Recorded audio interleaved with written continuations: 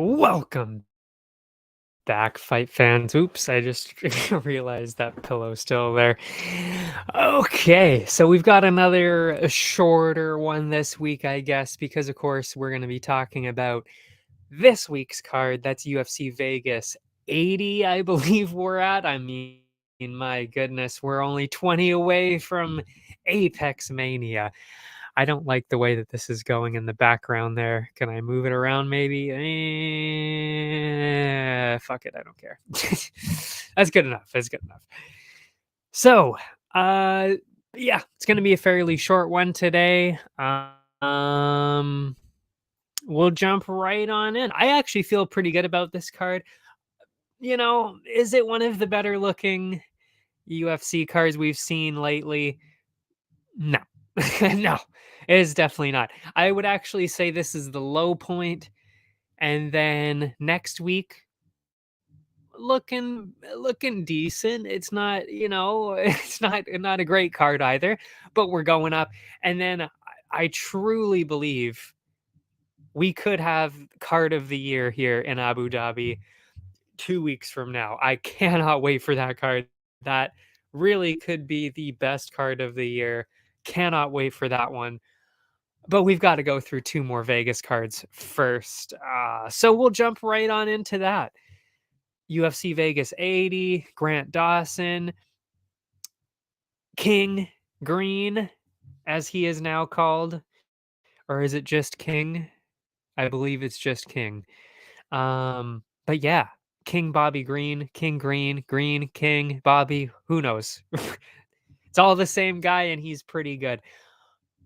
But will that favor him this week? I'm not so sure, but we'll get into that matchup later. We'll just open up, of course, with the prelims. And they switched the order around on me here. So I'm going to have to look at Tapology to look at the current order, because originally the first 4 or 5 fights were all in a different order. I'll go by the Tapology order because that ends up usually, of course, being what the real order of the card is. So we'll jump right on in. That opens up with Montana De La Rosa, JJ Aldridge. Montana De La Rosa was the one who got, uh, let's face it, dominated by Tatiana Suarez in her last fight, but it's Tatiana Suarez. We can forgive that. Before that, had a pretty close fight with Macy Barber. Say what you want about Barber. I mean, we talked a lot about it on this show. Are we fans? Are we not? Not really sure. I feel like I am. There's been some mixed emotions on my side too, but you definitely got to say Macy Barber is at least top 15 kind of level talent for sure. And of course, Tatiana Suarez was as well.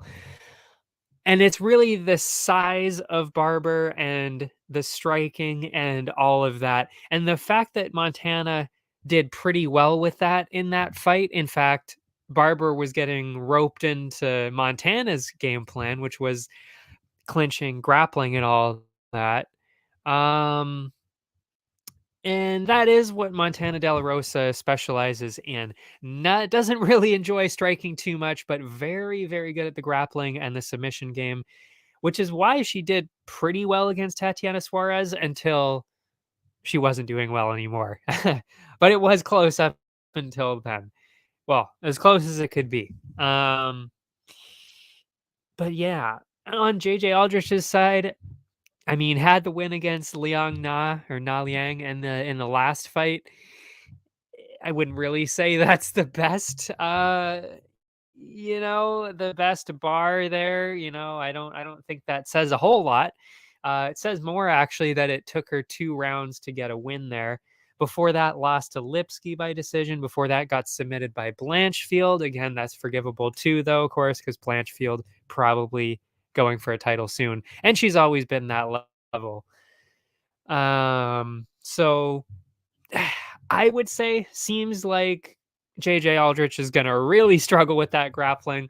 I kind of noticed that too in the actual tape of it all. And Yeah, I don't think Aldrich's striking is gonna be enough to throw off Montana De La Rosa, especially when you spend 3 full rounds with Macy Barber and her power and cardio, just the relentless pace that Macy Barber brings. And she survived. Oh, that was actually the other one too. I was going to say, oh, actually, yeah. Not only did she survive Ariana Ani Lipski, because they both fought Lipski, both Aldrich and Montana De La Rosa have fought Lipski.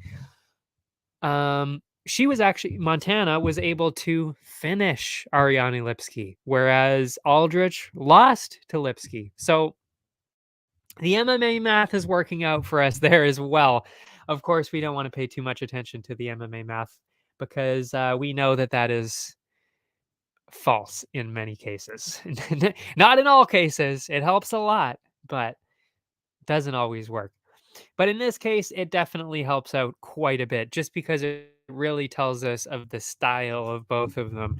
So I really like Montana De La Rosa in this one. I will refresh this page to see the odds here. And I've pretty much given up on Bet99 at this point. They didn't even put any of the odds up. They have the names of the fighters up on their site. It's a Wednesday and you don't have any odds up, not even money line. I mean, I'm moving on. I think I'm just gonna move on from that. I'm not gonna lie. That's just it's just getting to be like that's ridiculous, especially when this is what we do here, the MMA stuff, and you don't even have odds for it now on a Wednesday. It's happening 4 days from now. Or 3 days from now. Like, come on. Anyway, so yeah, we'll go. I'm going over to a different site, Betway. This is what I usually use is Betway. So I'll just be using their odds from now on. I think they have all their odds up early. I like it. I love the way that they do all their prop bets as well. So I'm just going to start using Betway. I'll probably have to say this over and over again, but it's okay. It's okay. So we have De La Rosa at minus 138. I thought that was a zero for a second. My eyes are obviously not great. Minus 138 she is at right now. I think that's kind of a steal, to be honest, because I haven't really seen a whole lot from Aldrich. And I think De La Rosa's kind of been, she kind of looks like she's not as good, but I think that's because she's kind of getting thrown at really the two, like some of the top people in the division. I think that's really all that's happening. And she's doing well against them, just not beating them. And I mean, again, Macy Barber and Tatiana Suarez, those are fair losses. When you go on the other side, though, Aldrich, I'm not sure. So I would say minus 138. That's the way to go. You could go straight up with that with the money line. I like that, but I might. Oh, no. I would probably stick with that now, get that bet in quick.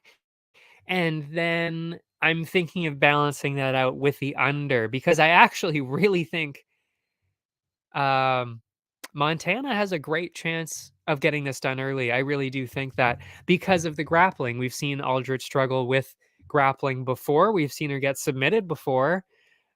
Blanchfield did it. It happened. I think it happened another time as well, but Blanchfield did do that. And Montana has some good grappling, some good submission skills. Why not?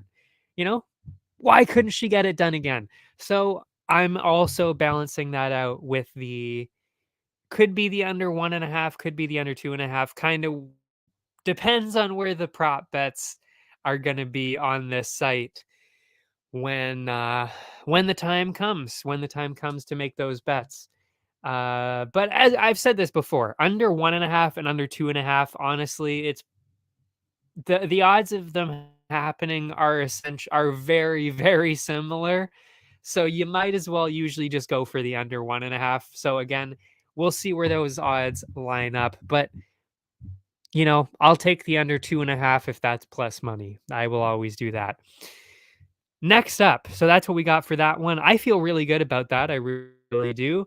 Moving on, we've got Nate Manis and I believe it's Mateus Mendonce or Mendonça if you're A white boy? Oh, that's right. Actually, no. See, this is where the order tripped me up. Because that was originally the second fight of the evening.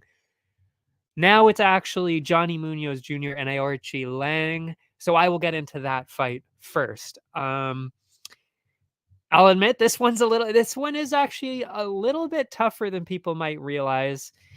Aorichi Lang is kind of one of those guys he's really hit and miss. He has some really good performances and he looks like he's going to be really good. And then sometimes it's like I don't even know if you belong in the UFC because you're doing strange fight IQ things that just don't it's not smart to do, and he's getting hit quite a bit. And then he's also getting kind of taken down a bit with the grappling and thrown around a bit, but he does have that power. So he's one of those weird guys that's really, really hit and miss. Munoz on the other side, I mean, he's more of a specialist, and I don't like picking those guys.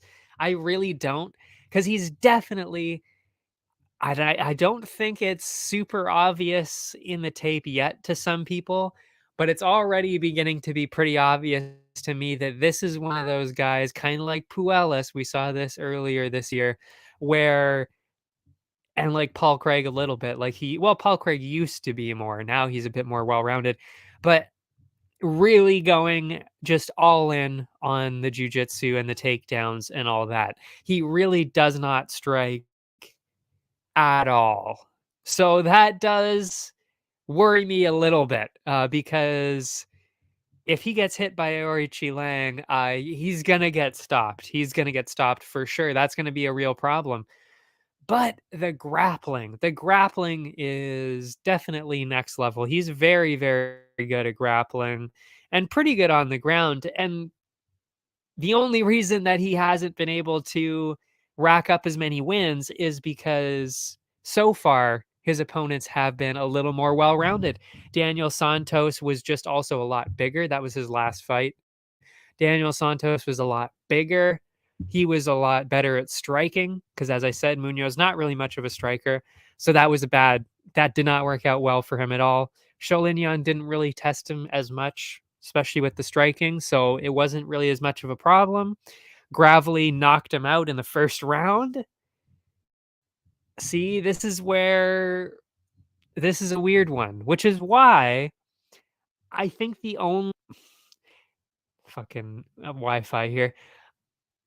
I think the only right bet to do in this case, you gotta go with the underdog just in case, because where are we here? Oh, actually, no, that's right. What I did in this case, because this is the way I think the odds are going to work out. I mean, maybe I can check now to see what the odds, see if they added any more. Oh wow, okay, very interesting. This is now changing my bets possibly. The odds currently stand perfectly even at -110 on either side. Very interesting here. Very, very interesting. Then you have to go with Munoz then because he is at least slightly more reliable. I don't have fight IQ issues with Munoz, and he does have the grappling and submissions. So I'll definitely go in that direction. Um, but that's interesting because yesterday he was definitely the favorite. I would say he was definitely the favorite at a clear, I think it was about -130, -140. So that's very interesting that the money has now flipped. And I think that goes with actually what I was going to say before I saw the odds there, which was that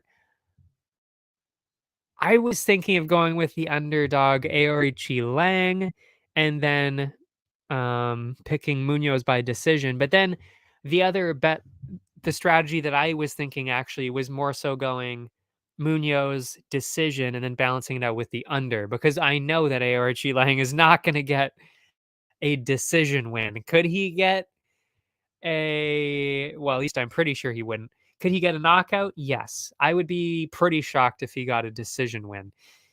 But now that the lines are minus 110, I think you still got to go with the under. I think you still got to go with under 2.5, possibly even under 1.5. I would probably take that if the line was up. They don't have the prop bets up quite yet, but at least we're looking at some money lines. So there is that. Yeah. So I think I got to go with Munoz for sure, being that it's dead even. And if that does balloon out of control again, I will probably take. Yeah, I would probably take Munoz decision.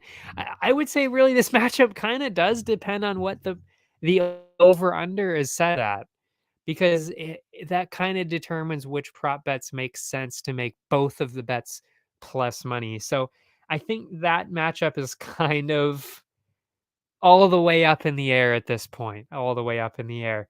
But that's kind of where I'm leaning right now. Is I think Munoz should be able to win that, but that power of Airi Chilang is definitely an equalizer, especially when Munoz isn't necessarily a striker. So we'll just move on because I don't really know if I can. I think that's as deep as we're going to get into that matchup. Yeah, Kanako Murata and Vanessa Demopoulos. I think there's a pretty clear choice in this one, and that's Murata. She hasn't fought in a while. Let's see what it was here. Um, Middle 2021. So, that's a little bit concerning, but the fight itself was a very, very hard fight. She was matched up with Virna Jandiroba, and we know how good she is. And the fact that she lasted until the end of the second round, she lasted until the end of the second round, and then she ended up getting basically destroyed by an armbar. And then it was called after the round was done because she just couldn't move her arm anymore. Um, yeah, so Demopoulos isn't really capable of that, and Janjidoba was cranking on that arm really for 2 rounds straight, trying to get that submission, and it was super, super deep. I just don't there's not a whole lot that Demopoulos brings into this matchup that's gonna be a whole lot of issues for Murata, except the pace of Demopoulos on the feet could be a little bit more of a problem, but I think honestly the size of Murata plus that Olympic, I think it's Olympic level wrestling, but at least world championship level wrestling, she's very, very good at wrestling. So national, Japanese winning level wrestling against somebody who's a little bit smaller. Yeah, I don't think it's necessarily going to go that well for Demopoulos, and we haven't really seen all that much that's super impressive from Demopoulos either. And I feel bad saying this because I'm actually a fan. I, maybe a lot of you don't know this actually, but she was on The Ultimate Beastmaster, and that's what I love that show. And she was on that. It's on Netflix. So you can go check it out. She is on that show. So I knew her from there actually before I even saw her in the UFC. I thought that was really cool. Anyway, that was just a random aside about Demopoulos. But that all said, the styles do not work out in her favor in this one. I think the grappling is just going to be way too much, and Murata is going to win. And I also have seen how tough both of these ladies are, which means I would be pretty shocked, honestly, if there was any kind of finish. Because not only are they tough, so we're not going to see a knockout. There's no way. But I would be pretty surprised too, actually, if we saw a submission. Because Demopoulos has some great submission skills, she's not going to submit Murata because Janjiroba had a hard time doing that. And I don't think Murata is going to be able to submit Demopoulos either because Demopoulos is also good on the ground, like I just said. So it seems to me that there's just not there. Neither one of them is going to be able to get enough of an edge to get a finish. but Murata is going to be able to kind of win at least 2 of those 3 rounds, if not dominate all 3 rounds with grappling and win that way. So I think there's only one clear way to go with this, and that's just betting on the Murata decision. Cut out all the other bets. That's it. Murata decision. That's the bet. That's it. And if we look at the odds right now, Murata is at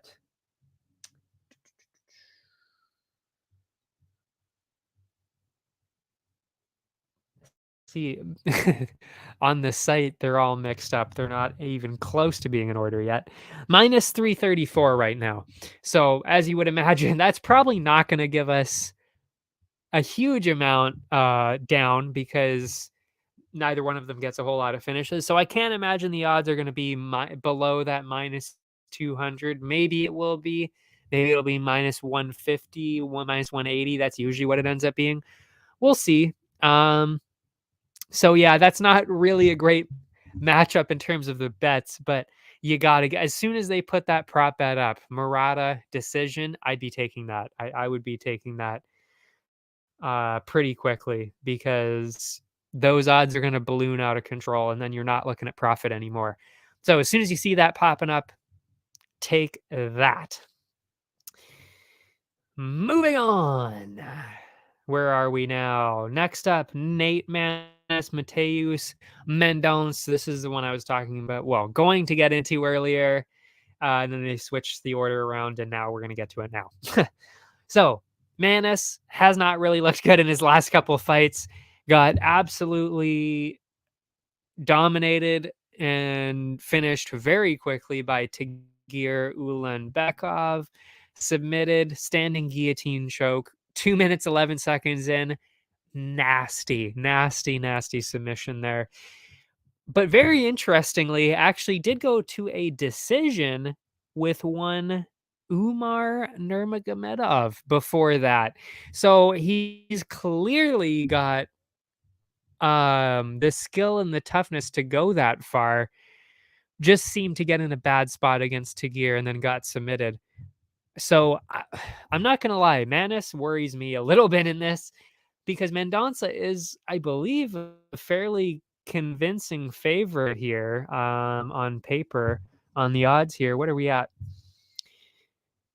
Oh, my goodness. Maness. Here we go. Minus 225 for Mendonça. So I'm not going to lie. I'm going to put a little bit of money on the underdog here because we haven't really seen enough of Mateus to believe that he should be able to walk straight through Maness. And from what I've seen, Maness is pretty tough. He's got a lot of the cardio. He's got the toughness and the cardio to do it. It's just, does he have the skill to stop what Mendonça is doing? That's the only thing I'm worried about. If he doesn't, I think Mendonça is probably going to get a knockout, an early knockout. I don't think he'll get the submission only because Mateus isn't necessarily as much of a submission threat as Tagir was. And of course, well, Umar was there as well. Of course, I guess Umar is really more of a knockout threat than anything. But yeah, so I don't think Mateus is going to be able to get the submission, but I do think he might be able to get a knockout. But if Maness wasn't knocked out before, that's why I'm thinking maybe he does have the toughness to get through it and actually win a decision. That's why I really do think I want to put a little bit of money on Maness because I don't fully trust that Mateus Mendonça can get it. I don't know. So that's why I have to go with Nate Maness on this one plus 175. Am I convinced he's going to win? No, not really, but I'm not overly convinced in the other direction. So I'm giving Maness a chance and putting a little bit of money on there. Hey, it's R&R came back. So I'll start by saying, yes, I agree. Hopefully that applies. Well, I don't know if you agree or not, but yeah, I'm going with Manis on this one. I think my pick for Tapology is probably going to be Mendonça because I think he's got the better chance of getting a finish and he's pretty aggressive, so I think he can do it. But when you're given a plus 175 line with a matchup like this, I'm willing to take it. I'm willing to take it. And in terms of the over under, of course, we don't really have over under odds yet, so I can't fully commit to an answer on that. But I would imagine that they would probably be favoring the under 1.5, under 2.5. So I'm thinking of actually probably going in the other direction, going, favoring with the over 1.5 or over 2.5, because they both have been in decisions. It just recently, it doesn't look like they have, just because, recency bias, as they say. Moving on. That's what we have for that matchup. So moving on, we've got Karolina Kowalkiewicz and Diana Belbita. This one, I will say, quite a bit easier to pick, I gotta say. I love Diana Belbita. I really do. I actually, you know, definitely like her. I mean, how do you not like? I believe it's the Warrior Princess. Is that her nickname? I believe it is. Living in Canada, obviously super cute. Also pretty funny. Was also on a reality show, which I think is pretty cool. And yeah, entertaining in every way. Love her. But not a great matchup. Not a great matchup at all for one Diana Belbita. I mean, Karolina Kowalkiewicz definitely edging on in the career, but this is definitely her kind of style of fight. She's just gonna basically just out grapple Belbita to win this fight. That's pretty much what we're gonna see. Belbita, not necessarily a great grappler. She does have some good striking, but Kowalkiewicz has dealt with that before for the last, 15 years or so. So I'm not really worried about that. I would say Kowalkiewicz is the pretty clear person to pick here, which would then mean we're looking at another Kowalkiewicz decision, just like Murata. We're just not even going to bother with the over under. I think the only real way to go with this is Kowalkiewicz decision because, again, they're both tough. They're both skilled enough not to get caught by something crazy. So I really think the decision, once again, is definitely the way to go. So Kowalkiewicz decision. That is the pick. That is the pick. Do we have any odds? Not well, of course we don't have it for the over under yet, I wouldn't think. But minus 163 for Kowalkiewicz. I like it. I like it. So you can, but I think that would be kind of silly in this case. I think you'd got to just go with Kowalkiewicz decision. Hopefully that's at plus money. If not, I mean, it's probably at minus 110, minus 120 at the worst, probably. So we're looking at some good odds there to get that pick in early before the odds balloon out of control. Next up, it is the featured prelim of the night. Felipe Lins, Iwan Kutelaba. I think that there's a pretty clear person to pick in this. I'm not going to lie. These are, once again, these are both guys that are really inconsistent and really iffy. But I think just on paper, there's a pretty obvious way to go with this. I mean, Ewan is almost a decade younger. I mean, they both have been extremely aggressive for their last 5 fights or so, maybe even longer. I mean, I know Ewan has been aggressive his whole life, basically. Felipe Lins wasn't necessarily like that before, but he has grown into that aggressor kind of style, just going straight into the fire, trying to get a KO pretty much every single time now. But if there's one person in this division that you definitely cannot do that to, that would be Iwan Kutelaba, because if you run in on him, you are going to get knocked out. Um, that's just what happens against when you go against him. So I think the pretty obvious way to go is E1. I would be truly shocked in every sense of the word if Lins somehow managed to finish E1, and I don't think that he can last all 3 rounds with him. So I think pretty clearly we're going to be seeing an early Kutelaba finish here. That's what I think is going to happen. Um, and the odds for Kutelaba are currently at minus 138, which I think is honestly mind blowing to me that those are the odds right now. Yeah, exactly. Linz is 38. Yeah, exactly.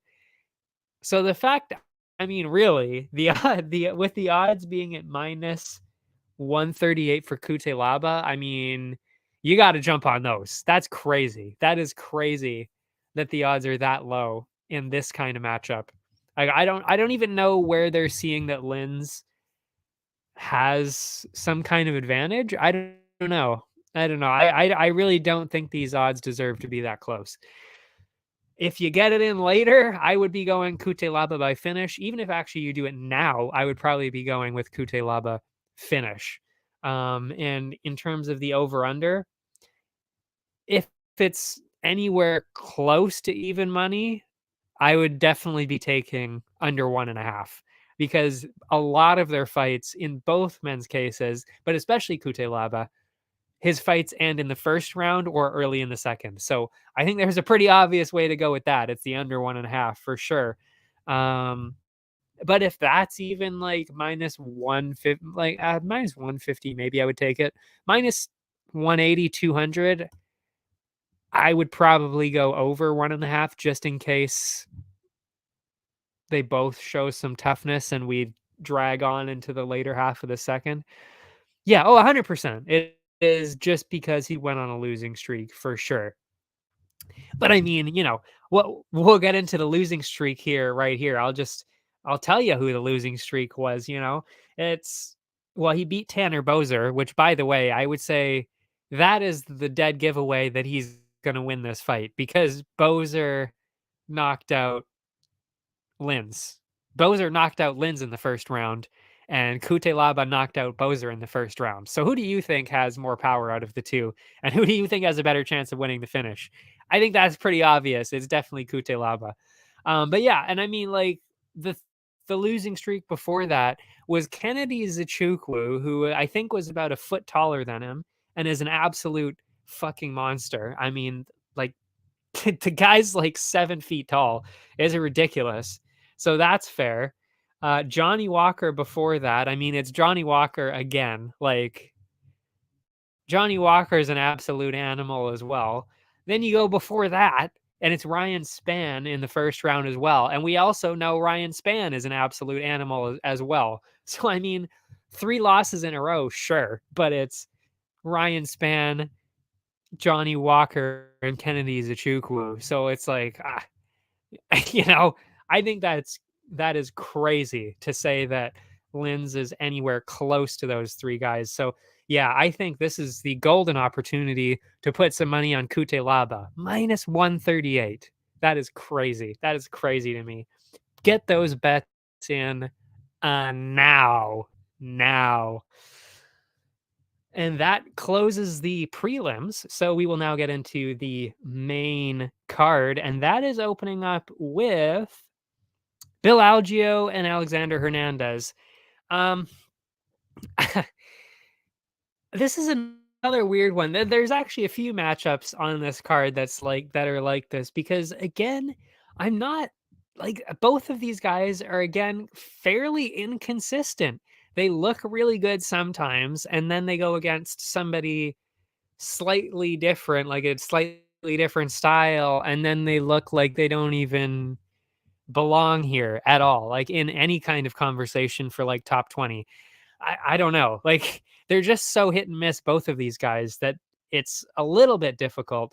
That being said, I think there's once again, a fairly clear direction to go in, at least on paper, and even watching the tape. I think you got to go with Algio. I mean, he's really, really tough. He's really tall. He's just huge for the division. And I mean, Hernandez fights at lightweight sometimes. This is at featherweight. So there is, I would say they're both probably going to be similar sizes because I think Algio probably could fight at lightweight as well sometimes because he's massive. But I just think that Algio is a lot more skilled, a lot more well-rounded, more consistent, slightly more consistent maybe. I don't know. I just think that he's got the slight edge there. Hernandez, I mean, he's also been knocked out a couple of times. Algio has a lot of power. He gets a lot of knockouts. I just don't like the matchup necessarily for Hernandez. And by the way, I actually do think that Hernandez looks better at lightweight. I think he's kind of one of those guys that's kind of maybe like Kevin Lee, actually. That's a pretty good example where when they go to the lower division, they look like they're too drained and then they get knocked out because their chin is a little weaker from the weight cut. But then when they go up, they look maybe a little bit too small and then they can't compete because they're a little too small there. Hernandez seems to be kind of one of those guys. And you definitely don't really want to be betting on people like that. So I think you kind of have to go with Algio on this based on all of those reasons. And if you go towards the odds, I think they were favoring Algio. Yeah, they were. Another minus 138. They really like the 138s for some reason today. That's the third person I believe I said was at minus 138. Why not my 40? I have no idea, but here we are. But it helps us actually because technically it's 0.02 better in our favor. So can't complain. Just looks weird. I'll be going with Algio though. And if I had to pick, actually, no, I would just be going straight up money line on Algio there. And then you balance it out probably with the under 2.5, I would think, if that's in the minus money range. It wouldn't be the worst idea to go over 2.5. It's kind of tough. That's one of those other ones where you'd have to see what the odds are like when the prop bets show up. And I can't see Hernandez staying in the UFC much longer. It's unfortunate to say because he's another guy that I've actually enjoyed watching. He's a pretty entertaining guy. In the fight, he's that entertaining outside of the fights, but definitely in the cage, he's pretty entertaining. They usually do give those guys a little bit more leeway. I mean, look at Tony Ferguson now getting, getting an insane matchup. I mean, we don't have to talk about that too much, but I wow, what a matchup. I actually feel like Ariel on this one as well. It's like, I don't really know how to feel about this one. I am excited to watch because I think Ferguson has a chance, but Patty's a lot younger and he should probably be able to win that pretty easily. Hernandez is kind of, I wouldn't say getting into that boat, but he's definitely like, he's got to start winning. He's definitely got to start winning. I mean, but he did beat Jim Miller, but I'm not gonna lie, I was kind of convinced that Miller maybe won that fight. So he's kind of maybe on a 3-fight losing streak, maybe. Lost to Billy Q before that, lost to Moicano before that, beat Mike Breeden. Okay. Lost to Thiago Moises, that makes sense. Beat Chris Grutzmacher. Who the fuck is that? Lost to Drew Dober before that. I mean, he's losing to the guys that we see a decent amount, beating guys that aren't great. Yeah, I don't know. He's definitely kind of one of those guys. He's definitely got to start winning or else he will get cut for sure. Anyway, I got distracted there for a second for sure. Moving on. The odds, that's what I was getting into. Minus 138. Yeah, I'll balance that out with the under 2.5 if that is at plus money. Then after that, we've got who are we here? Where are we? Drew Dober and Ricky Glenn. This I did not get to watch the tape on, but to be honest, I don't think I really need to. When you've got somebody like Drew Dober, who we know is an absolute wrecking ball, and he has some pretty good grappling as well. Grappling defense, not much offense, but great grappling defense. So I don't think Ricky Glenn will have much of a case even on the ground, and we've already seen what he's got on the feet, which is not much, because he got knocked out in a minute and a half by Christos Giagos, and that was only less than 6 months ago. So I mean, that's not a great look. You get knocked out less than 6 months later.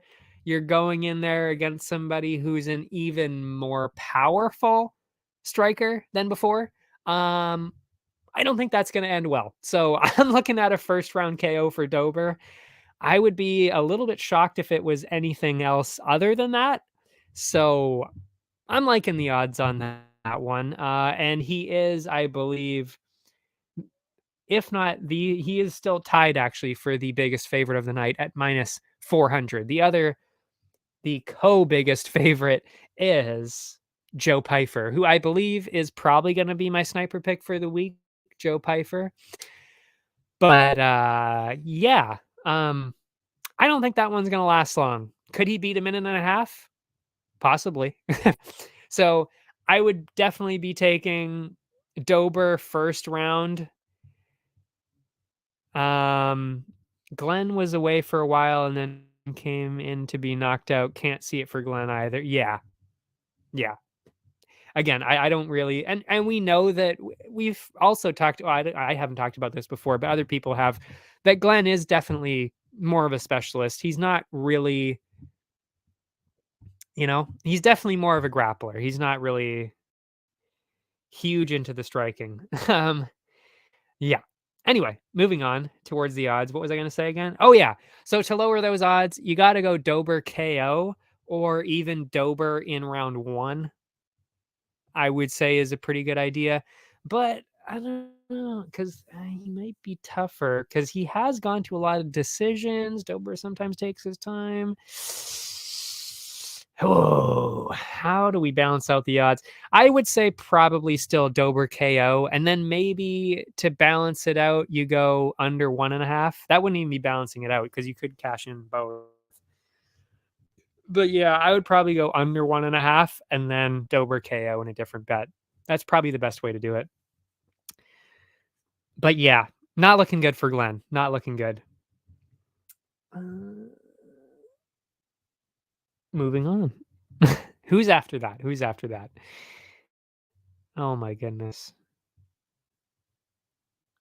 It is Alex Morono and oh yeah, I should get back to what you said here about the Patty fight. The Patty fight is a redeemable moment, at least one. Whoa, I clicked on the wrong one because you just typed in at the same time.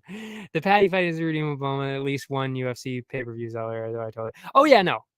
And that's the other thing about it is it's like I don't fear for Ferguson's safety. Like I think that's ridiculous. If anything, I would fear I don't fear Patty getting knocked out. I would actually love to see that. But yeah, that's really the safety thing I'd be worried about, I guess, is that. But yeah, I mean I don't know. It is definitely interesting. It's definitely interesting. Because on the one hand, yeah, 6 losses in a row. That's not great. Patty has all the wins in a row. So you don't like to see that combination. But again, it really does make a lot of sense because Ferguson also has only been losing to literally the best of the best. I mean, again, let's go through again. Oh, actually, no, I can't even because that's a whole different card. But we all know that. It's like Michael Chandler, he lost to Gaethje, he lost to Oliveira. I think Dariush was in there. Diaz. Who is the other one? I know that there's one more. It was the last one, wasn't it? Who did he fight last time? But yeah, anyway, those were the 6 losses. I honestly don't even think that that's crazy, because guess what? I think Patty's losing to all 6 of those guys too. So, I mean, can we really say that it's that crazy? Like, I don't know. But yeah, in terms of the pay-per-view, I also agree that is going to be one of the most talked about parts of the pay-per-view for sure. Like, for sure it is. Because no matter what happens, because if Ferguson loses, if he's dominated, then it's like, okay, well, Ferguson, like, bye bye. Like, we love Ferguson, but you're probably gone after that. But if Ferguson wins, my God, I mean, folk hero, Patty's gone. I mean, Patty's not getting any great matchups after that. I mean, holy shit. So that would be iconic if he managed to do that. So yeah, just really all around, it's going to be something that's talked about for sure. I'm excited to see how it works out. I'm betting on Ferguson because I want to see it. I'll put a little bit on Ferguson, especially because I know he's going to be such an underdog. So I got to put a little bit of money on him. That's just a preview of what I'm going to do for that matchup for sure. Patty is going to be the Aljo of the UFC for the next couple of years. He would be if he was actually good, because Aljo is incredible. He's really, really good. But yeah, yeah, let's be real. He does not have the skill to get anywhere close to that level. At least not yet anyway. I don't know if he'll ever get there. We'll see. But yeah. I don't know if Aljo was ever trying to be that though. Maybe. I don't know. I think he's kind of always enjoyed being the guy that everybody doesn't really like. I think he's always been okay with that. Patty, I don't think he is okay with being that. I think he's getting like, oh shit, like these people are turning on me. Oh no. But yeah, he's definitely starting to fail at being the hero for sure. He was though, he was the hero, and then that whole who was it again? Who did he who did he basically lose to? Now I'm forgetting the name. It's been so long since Patty fought, I can't even remember the guy's name. Fuck. Jared Gordon. Oh my god. Yeah. Anyway, now we're getting off topic for sure. Morono, Buckley. Yes, you are correct. Buckley is the only way to go with this. Morono is skilled. He's got some of the best fight IQ around, I would say. I mean, he's really got great fight IQ, but he does not have a chin, and he does not have the size. He is already a smaller welterweight, and to be honest, I'm actually shocked that Buckley decided to go down to welterweight, because he is huge. He is massive even at middleweight. So I was actually pretty surprised when I heard that he was moving down. I don't even think this is going to be close. I mean, Morono has been knocked out a couple of times now. If we go there, I mean, Santiago Ponzinibbio, I know. Yeah, he got knocked out by him, got dropped by Means. I watched that fight. Yeah.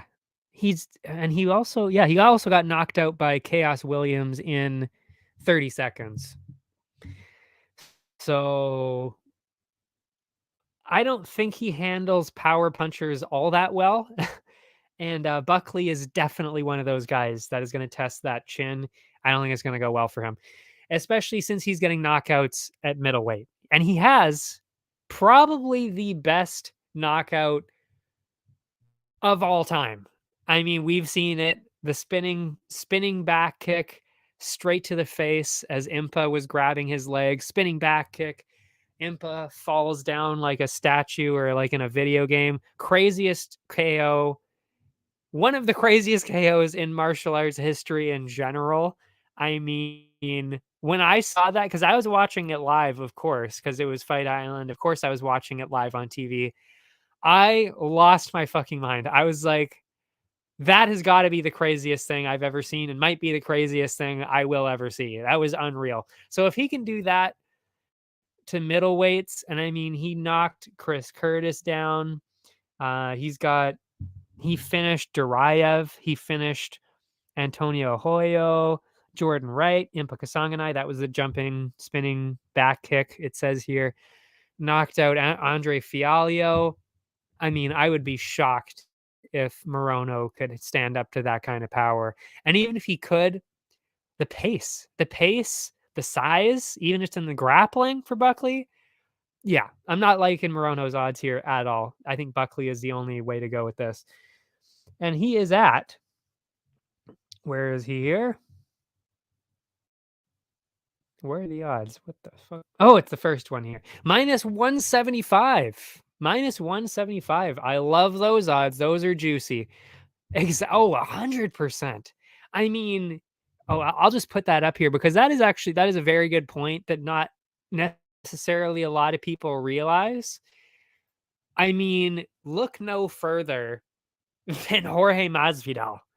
I mean, could you have had a better that could actually be one of the best knockouts as well. I did not see that one live because that was just before I started to watch UFC all the time, like every single card. So I didn't see that one live.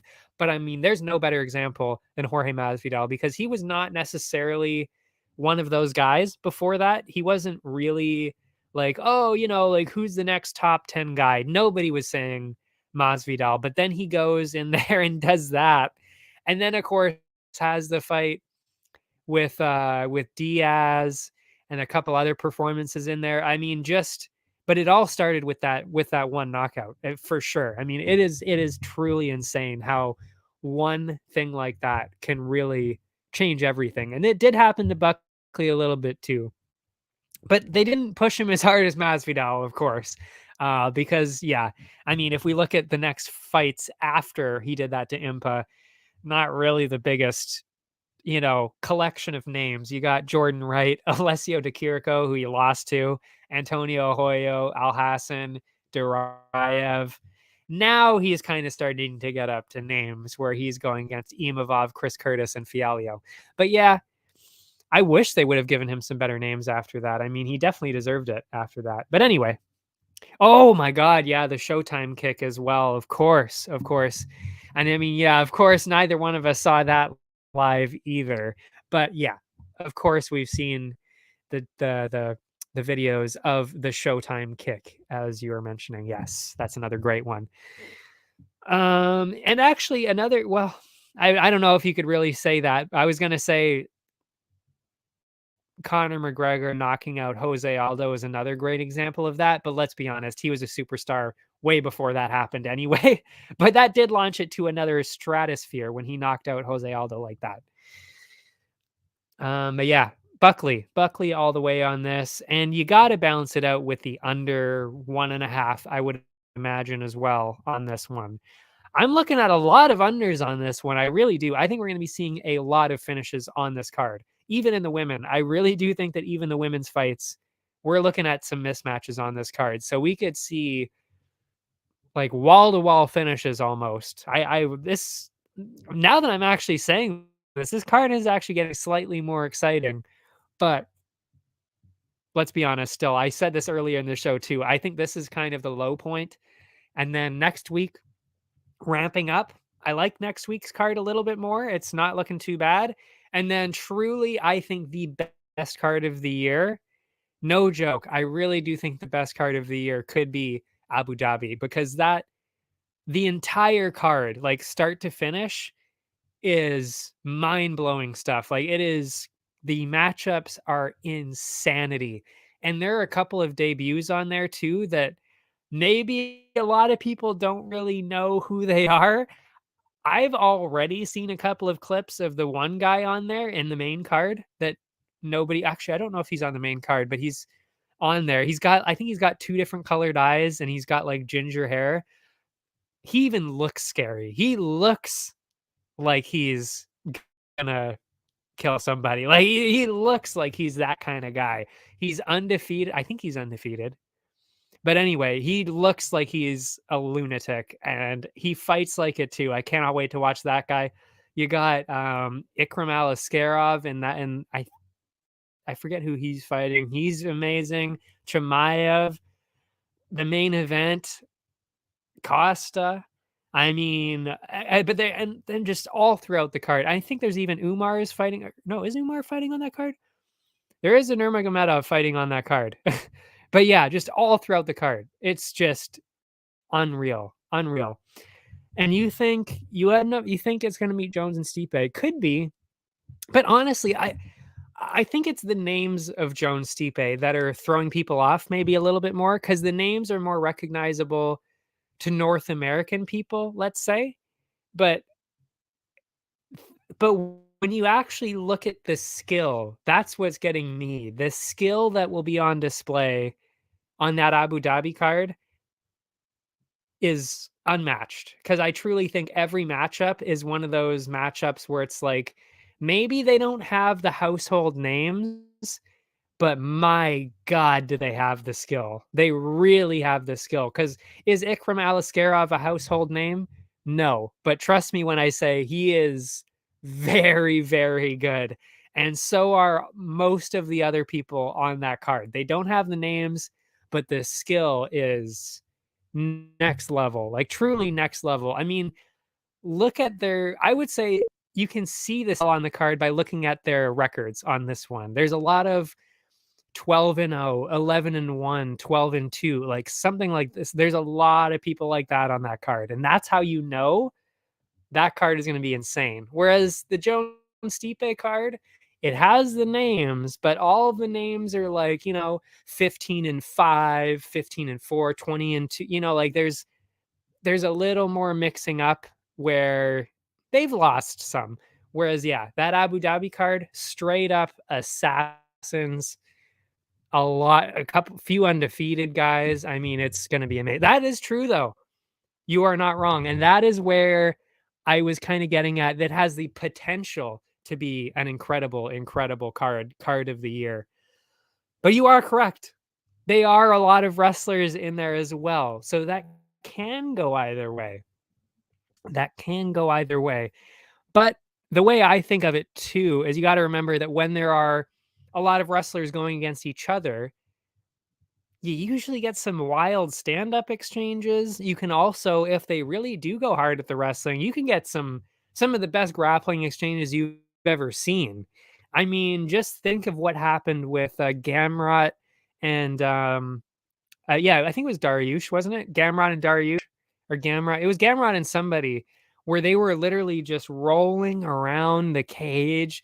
The grappling sequences were some of the best I've ever seen. Even Sarukian when he was against Gamrot as well. Or like Figueiredo and Moreno when they were rolling around on the ground. I mean, you can get some pretty insane exchanges with the grappling. But yeah, I do agree with what you're saying, but I think it depends on the person and that's why I'm so excited because I really do think that the people on this card, although they do have grappling heavy strategies, they're very aggressive. They're very, very, very aggressive people. Like Chimaev. Sure, he's a grappler, but he's, I would say, the most aggressive grappler that I've ever seen, hands down. So, I mean, you can't say Chimaev's not exciting and he's a grappler. So you can get definitely some good grappling matchups in there. But yeah, it all depends on how they go with their strategies for sure. I totally agree with you. It could either end up being the best card of the year because of all that, but could end up being not quite as exciting. It all depends on the crowd as well, because the crowd can be good there. Sometimes they're a little quiet. Sometimes they're a little quiet in Abu Dhabi. All the money makes them a little less excited, possibly. I don't know what it is. I don't know. Moving on, though, to fights that are actually happening this week. Joe Pyfer, Abdul Razak Al Hassan. This is another one. This is a. That's so funny. I'll get it. You know what? Fight. I'll respond to that. You still don't think the Costa fight is 100% happening? No. I I would truly be shocked if that fight did not happen. There's no way it's not happening. I see your skepticism, though. They've both had a lot of canceled fights. We know that. But I truly there's no way that this fight doesn't happen. They both want it really bad. They're both throwing everything into it and promoting it. The UFC wants it really bad. They will do anything to make this fight happen. I don't think there's any way it's not happening. It has to happen. It has to. It has to.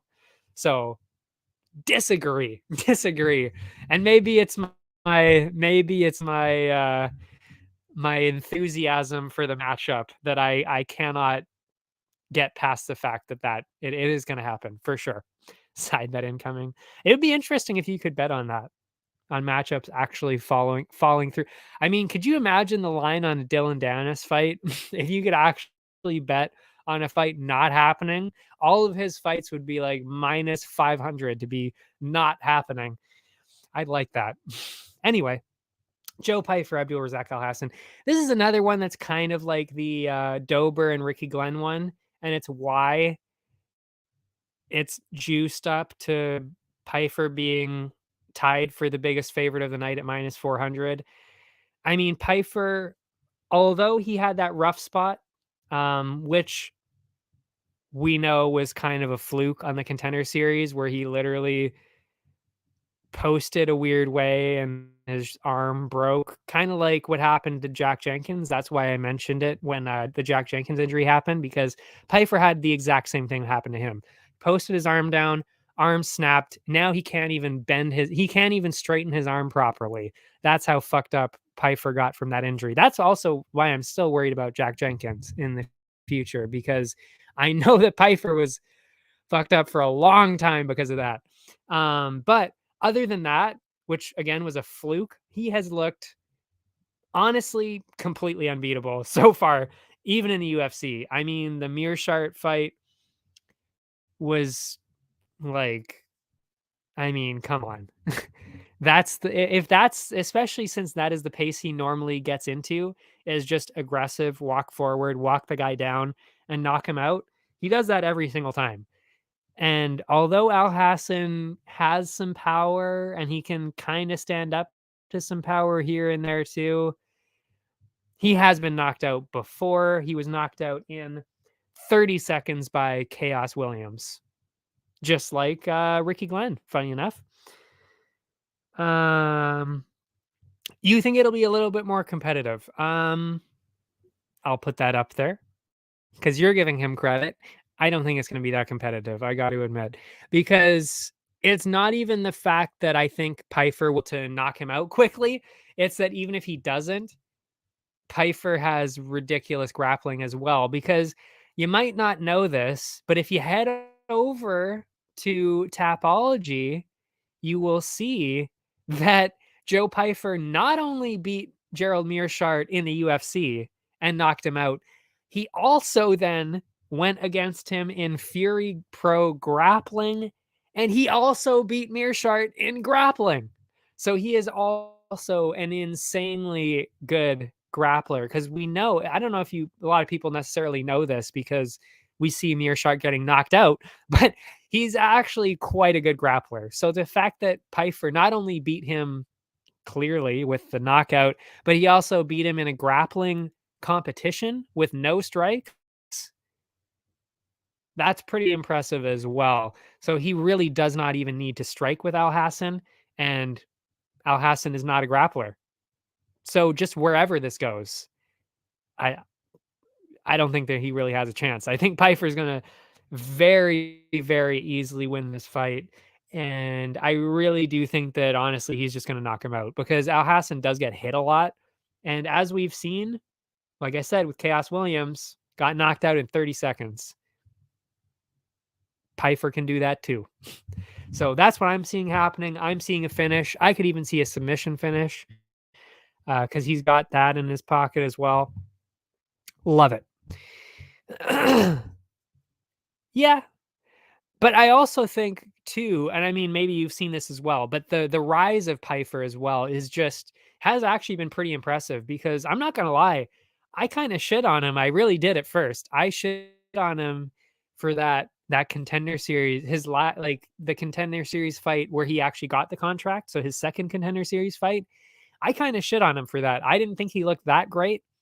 I didn't even think he looked amazing in his first. What was his first UFC fight? Um, Yeah, I mean, his first UFC fight was Alan Amedovski.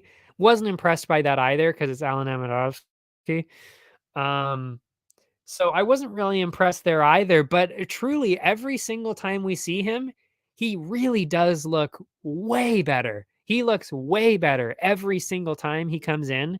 So I would imagine he's going to look even better this time, like way better this time. That's why I'm like, I think we really got to watch out for Joe Pyfer. I really do think that after this one, and maybe one more, but maybe even after this one, I really do think top 15 guy is coming for sure. For sure. I really do think that. Cause yeah, he's just getting better. He's young. He's 27. He's 27. He's younger than me. I just turned 28 a couple weeks ago. He's younger than me.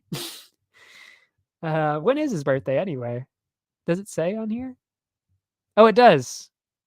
Oh my, what? That's crazy. His birthday is a day before mine. That is wild. I didn't know that. His birthday is September 17th. Mine is September 18th. That is wild. So he actually is exactly a year younger than me. Wow. That's crazy though. That's wild. I actually didn't know that. I hope I meet him one day and get to tell him that because that's pretty cool. Anyway, um, yeah, he's just getting better and better and better. I don't think Al Hassan has much for him because if you look at the Al Hassan side, I've been focusing a lot on Pfeiffer here. But if you look on the other side, I mean, he beat Claudio Ribeiro by knockout at the start of the year. Is that really impressive? And he took that. He took until the second round to do that as well. I mean, Ribeiro, he hasn't really shown that he's even UFC level yet. Before that, he lost to Buckley in a split decision. Like, okay, fair enough. But as we've discovered now, Buckley is more of a welterweight than a middleweight. So I don't know. But I don't know. He's got some skill in there, but it's mostly the power. And Pfeiffer is not going to get hit like that. So Pfeiffer all day, every day. And you got to balance it out with Pfeiffer finish. I would have said Pfeiffer KO, but he does have the grappling. So he could get a submission too. Maybe I would go. Maybe I would go Pfeiffer KO. Either way, I'm definitely putting money on the under 1.5. Hopefully, that is a line that is going to be out there. If it's minus money though, maybe I'd put it money on over 1.5 just because it would be plus. I'm not sure. That's when again, gotta wait until the lines are out. Actually, maybe the lines are out for that one because it is the co-main. They might have lines for that. Let's see, where are we here? They really threw all these around the card. These betting lines. They're none of them are in order. None of them. No, there is no betting line for that. Just the money line. So we're moving on. Wow, the betting sites really, really taking a chillax approach to putting their odds out this week. Normally everything is out on Wednesday or Thursday. There is nothing on some of these sites already. It's Wednesday. Ridiculous. Anyway, that's where we're going with it. Now we've got the main event. We're almost done, folks. Grant Dawson, Bobby Green. I don't even think this really should be much of a conversation. Dawson is clearly going to win this with grappling. I honestly thought that his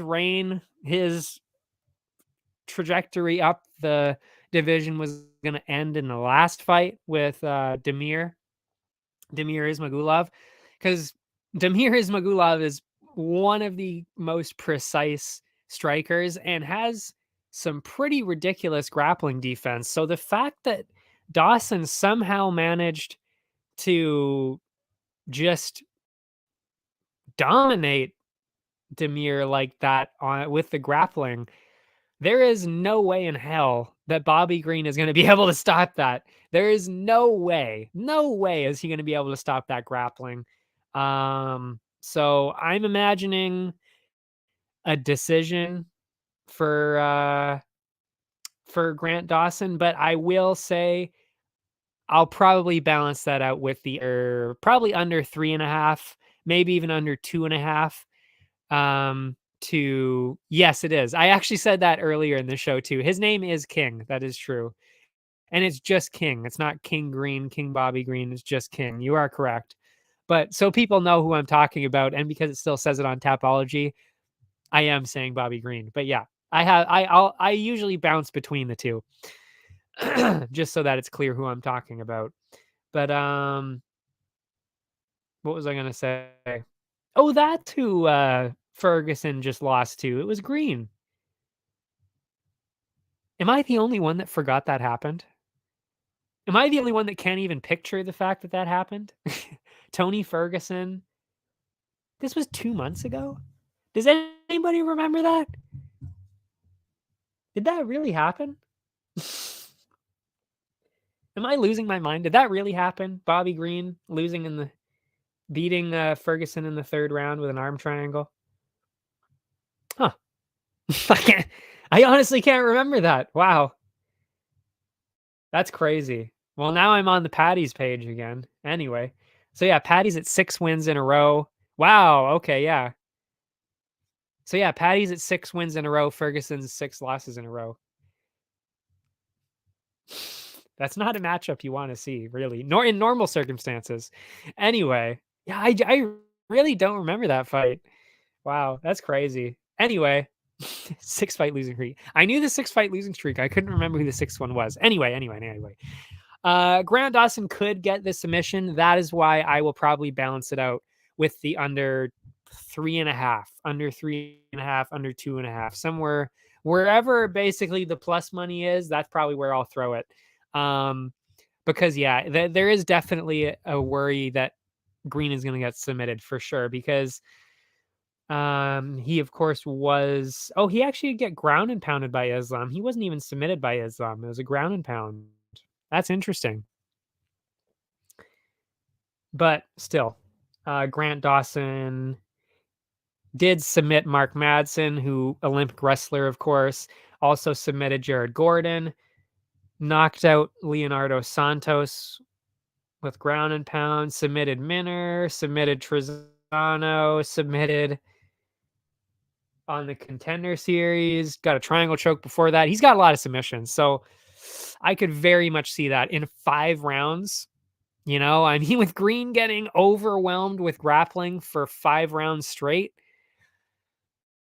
that's going to be rough. I think he's probably going to get a finish in there somehow. So that's why I'm going with the under 3.5. I don't want to go Dawson decision or Dawson KO though, because I think when somebody's, a clear grappler and that's what they're going to be doing, it's kind of hard to tell sometimes if they're going to get a ground and pound TKO or if they're going to go get a submission. So I would rather just stay away from it in this case and just go for the under 2.5 or under 3.5, whatever ends up being that plus money one, because I don't think you can reliably pick a finishing method in this one. But that is the way to go with it, I would say. You would have to go with Grant Dawson by decision to bring those odds down. And then because he's also at minus 400. Wow. There are 3 people at minus 400. So yeah, to bring those odds down, Dawson by decision, and then balance that out with the under 2.5, under 3.5, whatever that ends up being. Oh, that actually might be out. Hold on. No, it's not. They don't have that either. Yeah, these betting sites are just taking a real break. They had 2 weeks to do this. Didn't do shit. Did not do shit. They actually didn't even take off the matchup that was canceled, by the way, because there was one that was canceled. It was let me get that out here. It was Gutierrez and Montel Jackson. Montel Jackson did pull out of that fight. They didn't even take that off the sites yet. But yeah, that is it for me. Like I said, I actually feel pretty good about this card because I feel like there are a lot of matchups that people might not necessarily know how the person kind of stacks up, and then that's why the odds are a little bit lower. So I think that there's a lot of potential to get money on this card for sure, just because people aren't necessarily all in on one guy. Like, I mean, like I said, Buckley is at minus 175. That's a great betting line to take advantage of. And then there's so many at minus 138. I mean, the fact that Kute Laba is at minus 138, that really tells you that people might not necessarily be going all in on betting on this card, because he should be way higher than that. Yeah. It'll be a more fun fight card for long-term fans. Yes. Yeah. Or it's going to be one of those cards that is entertaining for people that like a lot of finishes, I guess, because I still do think there's going to be a lot of finishes on this card. But yeah, if you're looking for recognizable names, it's definitely not the card for you. I can tell you that. That is for sure. But yeah. Oh yeah, in terms of the parlays, I did not fully commit to a lineup quite yet on the parlays, but we're getting there. We're getting there. I mean, I feel pretty confident about some of them. Like, I mean, Pfeiffer's definitely going to be in it. Buckley, I would say, has to be in it.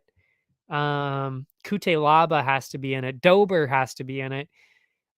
Dawson has to be in it, I would say, too. But there are so many on this card that I feel pretty confident about. I don't know. Is it bad to say that I'm confident about every matchup? Actually, no, I'm not confident about every matchup, to be fair. That Manis and Mendonça one is the only I would definitely not be putting that in any parlays. I would even consider putting Montana De La Rosa in a parlay, because she looks like she's clearly going to win. Murata should clearly win. Munoz should clearly win. Kovalevich could even be in the parlays. There are a lot of opportunities for parlays on this card for sure. So that is definitely going to be something that you're probably just going to have to wait to see on Instagram and Twitter with these new graphics, of course, with the help of R&R here, obviously. But yeah, I think we're probably just going to have to wait for to see what I put down in those graphics, because there are a lot of good looking parlays on this card. I like the way this is going. So yeah, we'll end it here. It's a nice early night. I like these kind of half shows because I'm not recapping last week's, of course. I do actually prefer when the shows are like this, like an hour to an hour and a half. But we talk about so much in the recaps and then the bets that I just enjoy it so much that it ends up going so long every week. But I do prefer the shorter weeks like this. But yeah, that is it for me. Area 51, they've got all your other sports stuff. The soccer, the hockey, especially Canadian hockey, they've got you covered. I've got all the MMA stuff. If you want to hear about all that, that's Twitter and Instagram. That's all linked below. And yeah, I will be back next week to recap these bets and then to go over the bets for the next week, which maybe not as promising as this week. I don't know. I haven't really looked into that week as much. I don't know. But really, all roads lead to that pay-per-view 2 weeks from now. That is the one that I'm really excited about. Can't wait for that. But that's it for me, everybody. Thanks for watching. I will see you next time.